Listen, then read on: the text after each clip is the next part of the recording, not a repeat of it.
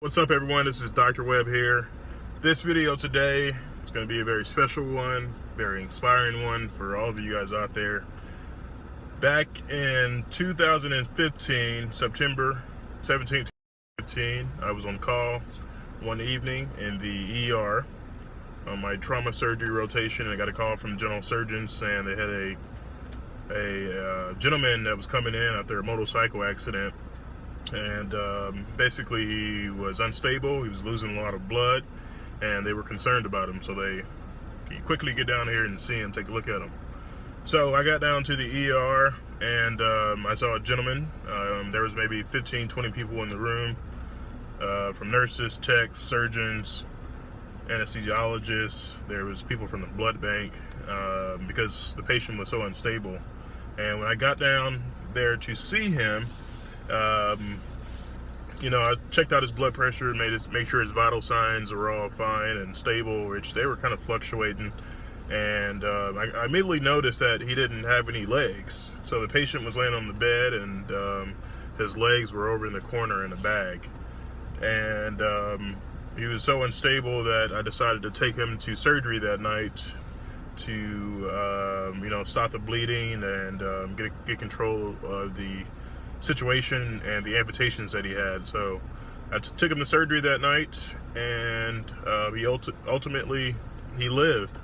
And I stayed in touch with him over the last couple of years because I thought I wanted to be an inspiration to him. He was a young black guy who from San Antonio, who had just signed a semi-pro football contract, and I just wanted to be an inspiration to him. So I stayed in touch with him via text messages over the last 3 years, and today you guys are going to follow me to go visit him for the first time. I haven't seen him since his accident 3 years ago, so you guys are going to follow me along, and I just wanted him to share his insights of what he's been going through and what's been going on in his world, and hopefully it can inspire everyone else out there. So stay tuned.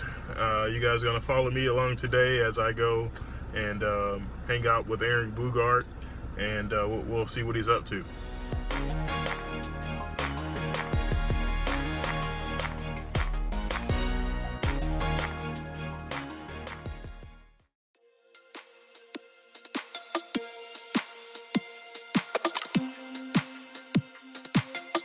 All right, we just got to Aaron Bugart's house. We're about to go in and meet him. I haven't seen him since 2015, actually, since the accident. So here we go.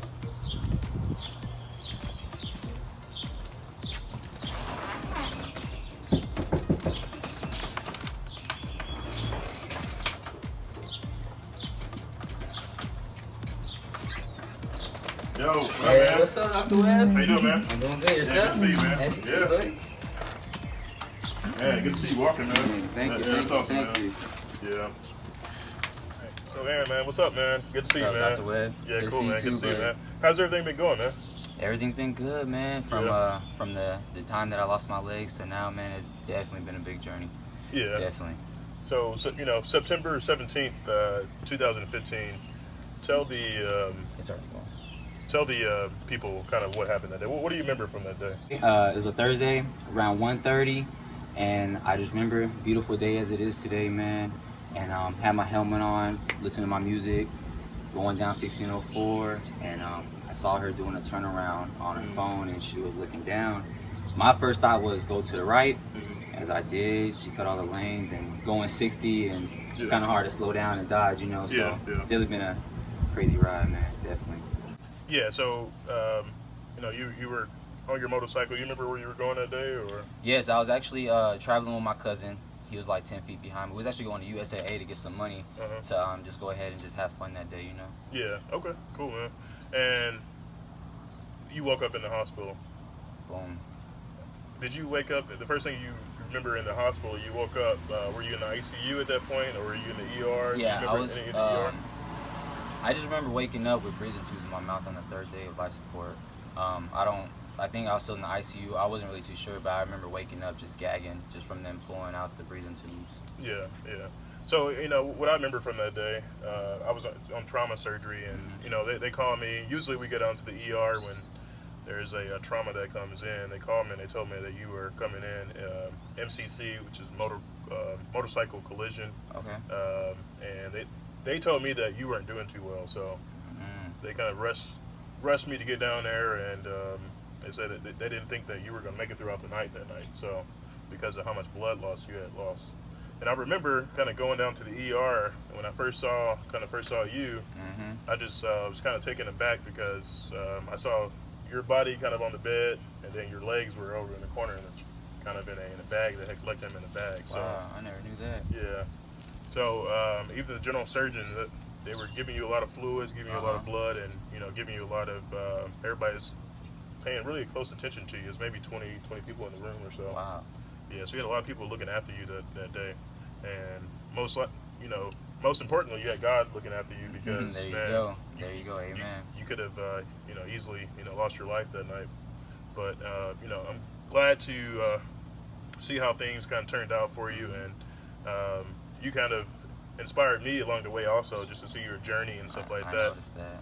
And just because I see a lot of African Americans that come to the hospital and minorities, and I feel like it's my role to kind of keep us strong and going. Huh? There you go, man.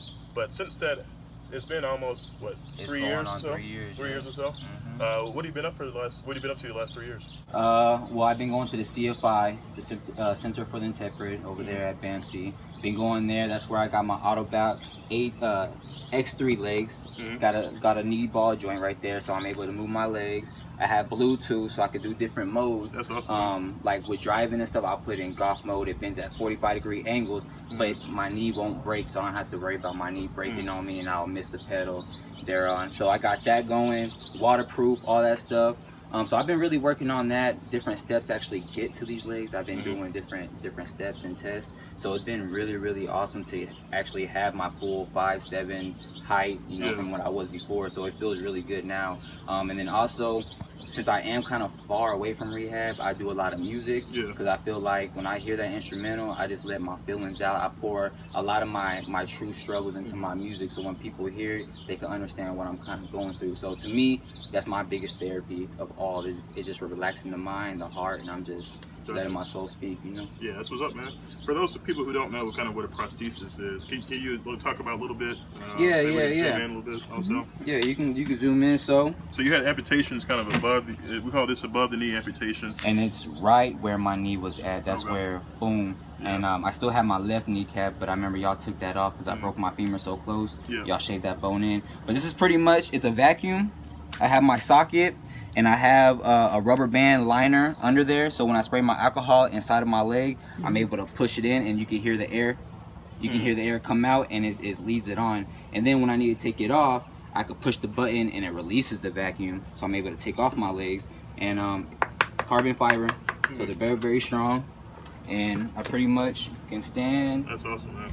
Sit. It's all like the mind, so I don't have to really do too much thinking about what I'm doing. They try to make it as similar as it was in the past, so I can kind of get that easier progress going, Gotcha. You've been really an inspiration to a lot of people, and it seems like you're blowing up on social media. Yeah. That's awesome, man.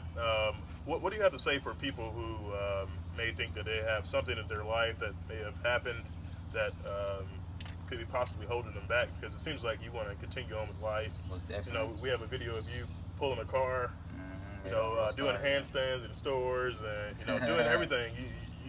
You're trying to basically live as normal life as you can. Yeah, man. Well, what do you have to say to people who may have a circumstance or something that's holding them back?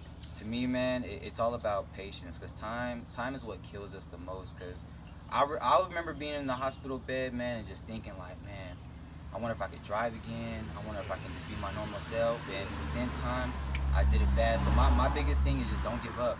Because it might seem hard today, it might seem hard tomorrow, but within time and praying with God, it will get better, man. It will, because that's what got me through, was praying to the Lord, man, at all times. Awesome, man. And if people wanted to get in touch with you, hear about your music or some other things that you got going on, what else are you doing these days? Your music, and what have you been up to otherwise? Man, I really just been trying to really figure out things where I can be that outcast, something that's so outrageous that where people like pulling the car, for instance.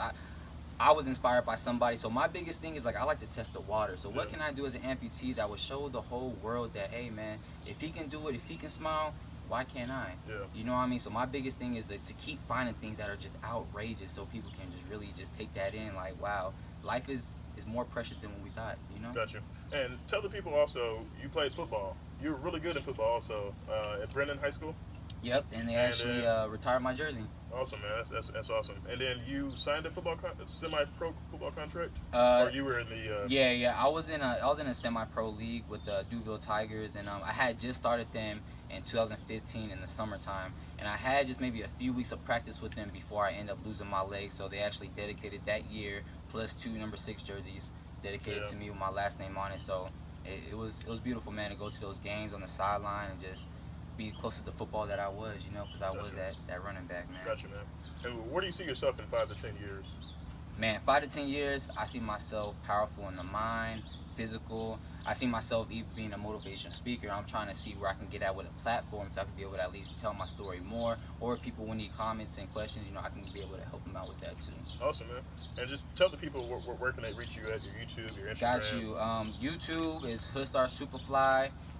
Instagram HoodStar_SuperFly, and then SoundCloud HoodStar SuperFly, and then on Google just type in Aaron Bogart. You can see all my huddle for the football. You can see my Instagram, all that stuff at Aaron Bogart at Google. Thank you so much. Awesome, man. Good to see you, man.